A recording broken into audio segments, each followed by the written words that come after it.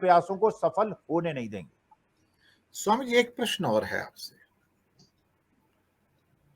एक प्रधानमंत्री होने के नाते जो खुद को सेवक बोलता है, जिस लेवल की लग्जरी है सर, उस लग्जरी में जीने का क्या अधिकार है, जबकि हमारी 80 करोड़ जनता के पास खाने को रोटी ना हो? क्या कोई नैतिकता बाकी है आपके पास कि जिस लग्जरी के अंदर आप जीवन जीते हैं वहां पर? और ये मतलब इनके महल वैसे हैं जैसे दुनिया में one of the most luxurious houses जो हैं, माना जाता है कि पुतिन के हैं, कि पुतिन से ज्यादा लग्जरी किसी की नहीं है। जो मैंने सुना है कि व्लादिमीर पुतिन की जो लग्जरी है वो दुनिया में सबसे अधिक है, जो उसके जहां वो रहता है, जो उसका निवास है, जो उसका ऑफिस भी है, सब कुछ है। और मोदी जी कई बार वहां गए हैं। या व्हाइट हाउस के अंदर भी काफी लग्जरी है, लेकिन व्हाइट हाउस जनता के लिए भी खुला है, थोड़ा बहुत देख भी सकते हैं। इतनी लग्जरी में जीने का किसको अधिकार होना चाहिए? आप एक कार 20 करोड़ की लेते हैं और पूरा फ्लीट है आपके पास।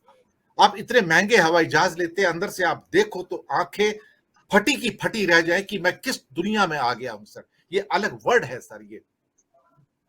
तो क्या इनका दिल कभी पसीजता नहीं, कभी दुखी नहीं होता कि हम किस स्थिति में इन चीजों का उपयोग कर रहे हैं? अच्छा खासा एयर इंडिया का प्लेन मिलता था, जाने से 3 दिन 4 दिन पहले प्लेन आ जाता था, उसको थोड़ा कन्वर्ट कर देते थे, वो उनके लायक बन जाता था, चला जाता था।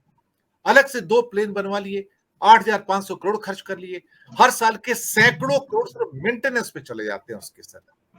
क्या जरूरत है इस लग्जरी की सर? क्या जरूरत है आखिर स्वामी जी?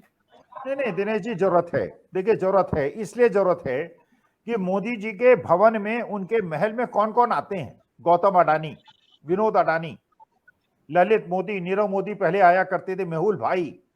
ये वो लोग हैं जो कि लग्जरीज में रहे हैं, तो उनके मित्र मंडली जो है वो लग्जरीज का एक प्रकार का जमघट है।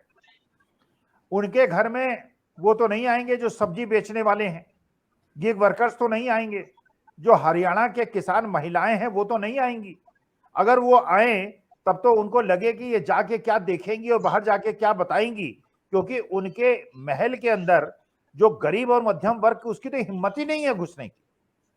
देखिए, ये आपने लाल बहादुर शास्त्री जी की बात की, राहुल गांधी की आज बात कीजिए। राहुल गांधी के घर में आपने कभी गौतम अडानी, विनोद अडानी और धीरू ये मुकेश अंबानी को जाते हुए देखा है क्या? कौन जा रहा है? गरीब आदमी जा रहा है, मध्यम वर्ग जा रहा है। तो गरीब और मध्यम वर्ग के अनुसार उसका नेता है, जो अपने हाथ से उनको रोटी दाल खिलाता है, खाना खिलाता है, गले मिलता है, जो कुलियों की ड्रेस पहन लेता है, जो ट्रैक्टर चलाता है, जो धान रोपता है। मोदी जी असल में एक अलग क्लास है, और उनका जो वोट बैंक है वो वोट बैंक है जो कि बहुत अमीर है, जो एक प्रकार से महलों का में रहने का आदी है। तो उसको ये छोटे से मकान में कैसे बुला लेंगे? उनका जीवन कैसे चलेगा? दूसरी बात, आप ये सोचिए कि अगर ये छोटा सा मकान ले लेंगे तो उसके बाद जो इन्होंने एक छवि बनाई है अपनी, ऐसी छवि जो दूर से लोग देख सकते हैं, पास से कोई नहीं देख सकता। फोटो फ्रेम में केवल एक आदमी दिखाई पड़ता है, दूसरा कोई, चाहे वो केदारनाथ का पंडित हो, चाहे वो खिलाड़ी हो। फोटो फ्रेम में सेंट्रल पीस जो होने चाहिए वो माननीय मोदी जी होने चाहिए। तो मोदी जी असल में, क्योंकि अडानी जी और अंबानी जी और बड़े बड़े पूंजीपतियों के साथ बैठ के उनको खाना खाना पड़ता है, इसलिए वो उस प्रकार के महल में रहते हैं। राहुल गांधी गरीब और मध्यम वर्ग के साथ रहने के आदी हैं।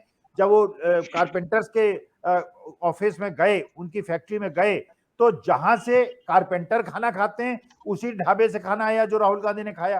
तो ये क्लास अलग अलग है। राहुल गांधी, गांधी और लाल बहादुर शास्त्री एक क्लास है, और मोदी जी की क्लास जो है वो है डोनाल्ड ट्रंप वाली क्लास है, चीन के राष्ट्रपति वाली क्लास है, नवाज शरीफ वाली क्लास है।